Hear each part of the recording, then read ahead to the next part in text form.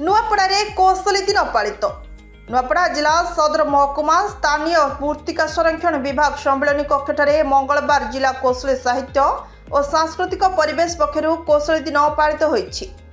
जिला कौशली साहित्य और सांस्कृतिक परिषद संपादक सुरजित सिंह महारथଙ୍କ अध्यक्षतारे एही कार्यक्रम आयोजित होइथिला। कौशली रत्न प्रयाग दत्त जोशी 1913 फेब्रुआरी 25 रे जन्मग्रहण करथिले। से कौशली भाषार स्रष्टा बोली एही दिन को कौशली दिन भाव में पालन करा जाय। कौशली भाषार इतिहास और दक्षिण कौशल राज्य संपर्क में आलोचना करा जायथिला।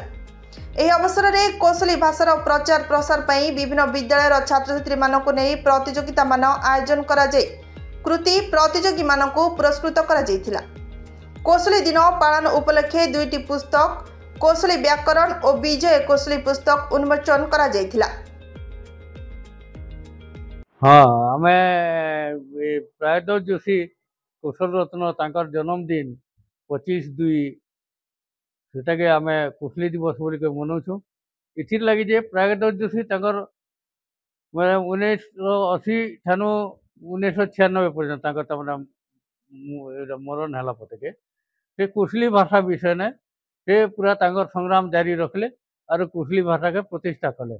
तो तांकर जन्मदिन के आमे कौशली दिन बोलिकी मानुछु। तो ये कौशली दिन मनाबार उद्देश्य होचे आम कौशली दिन कौशली कपड़ा पिन्हमु, कौशली खाना खाएमु, कौशली संस्कृति के सुर पकामु, कौशली संस्कृति रे आम मजी रहमु और आमर कौशली भाषार लगी उन्नति करवा लगी आम कौशली भाषा साहित्य भी लेखमु, गीत भी लेखमु, कथानी लेखमु, प्रबंध लेखमु, कौशली साहित्यर उन्नति करवा लगे आम सब बाटे मैंने चेष्टा करमु बोलिकी कौशली दिन मनाउछु। और सेटा आम तो इटा मनाउछु और ये सभा समिति करी लोक मन भितर गोटे माने चेतना आनबार लगी आम ये कौशली दिन के मनाउछु। और ये आमर कौशली दिन आज वार्ता होचे जे आम प्राथमिक शिक्षा रे कौशली भाषा शिक्षा दिया यहाँ हूँ आमर हक।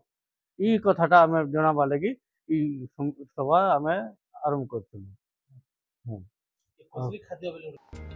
नुआपड़ारू सुरेश दंडसेना को रिपोर्ट, नाउ ओडिशा न्यूज।